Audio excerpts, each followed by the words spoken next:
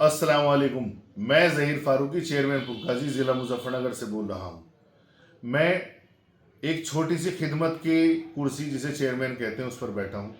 मेरे सामने एक ऐसी बुराई आ रही है जिस बुराई को देख देख के मैं परेशान हूँ और मैं चाहता हूँ कि समाज के हिंदू मुस्लिम सिख ईसाई सभी समाज के सभी जिम्मेदार लोग उस पर ध्यान दें और अपने अगर वो अच्छी लगे तो उसे अपनी ज़िंदगी में अमल पे ले आएँ।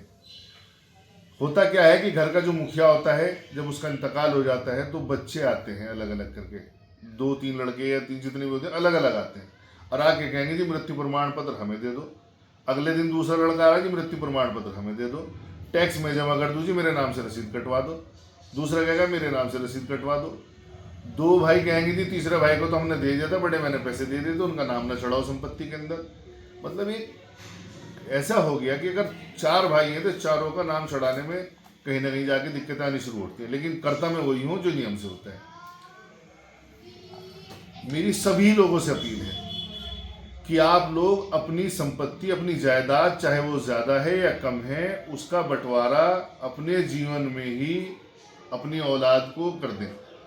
लड़कों में लड़कियों में जो कानूनन जो शरीयत जो धर्म संगत न्याय संगत है उसके अनुसार बंटवारा कर दें ताकि उनमें आपस में प्यार मोहब्बत रहे।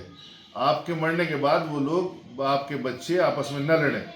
आपके मरने के बाद होगा क्या कि जब उनमें संपत्ति के बंटवारे को लेकर थोड़ा बहुत भी आपस में विवाद होगा तो एक के कंधे पे एक हाथ रख लेगा, दूसरे के कंधे पे दूसरा हाथ रख लेगा और जो कंधे पे हाथ रखने वाले हैं वो शैतान है जो आपकी औलाद को आपस में लड़ाएंगे। बहुत कम ऐसे फरिश्ते होते हैं जो परिवारों को जोड़ने का काम करते हैं, उन्हें बिठा के लड़ाई को ख़त्म करवाते हैं। ज़्यादातर लोग ऐसे ही जो लड़ाने का काम करते हैं। तो दूसरी मुझे खास तौर से अपील ये है कि सब लोग लड़कियों को भी वही हिस्सा दें, क्योंकि हमारा देश का कानून भी कहता है, हमारी शरीयत भी कहती है कि लड़कियों को उनका हिस्सा दें। हम लोग इतने बड़े बड़े अपना आपको धर्म संगत मानते हैं, बड़े बड़े नेता मानते हैं, माइक पे पड़े के लंबी बात करेंगे, लेकिन अपनी बहनों का हक अदा नहीं करने के। हमने जो रस्म रिवाज है ईद पे जाके पता लगे ईदी दिया है बकरीदी दिया है, इसे ही रस्म रिवाज को हमने सब कुछ समझ लिया, जबकि शरीयत और कानून कहता है हमें लड़कियों का हक देना है। ये तो रस्म रिवाज है ईदी बकरीदी। संपत्ति ज़्यादा है या कम है बहनों का हक अदा करो। एक ये बहाना कीजिए लड़की की शादी कर दी थी उसमें पैसा खर्च कर दिया था, ये तो वही लड़कों की शादी में पैसा खर्च करते हैं। सभी लड़कियों को वही हक अदा करें, उनका जो कानूनन उनका हिस्सा है वो दें और अपने जीते जी अपनी औलाद के अंदर बंटवारा कर दें, वरना आपस में कल को लड़ेंगे और लोग उसका तमाशा देखेंगे। आप दुनिया में हो नहीं, आप उनकी कुछ मदद नहीं कर सकते, कोई सलाह नहीं दे सकते। आपके मरते ही जो आपकी बीवी है यानी बच्चों की माँ है, माँ की भी सुननी बंद कर देंगे ज़्यादातर लोग। तो बस मैं तो ये चाहूँगा, बहुत खुश नसीब है वो लोग जो अपने जीते जी अपनी संपत्ति का बंटवारा कर देते हैं। भाइयों भाइयों में भाइयों बहनों में आपस में प्यार मोहब्बत की ऐसी एक डोर बांध के चले जाते हैं जो नस्ल दर नस्ल आपस में प्यार मोहब्बत कायम रखती है।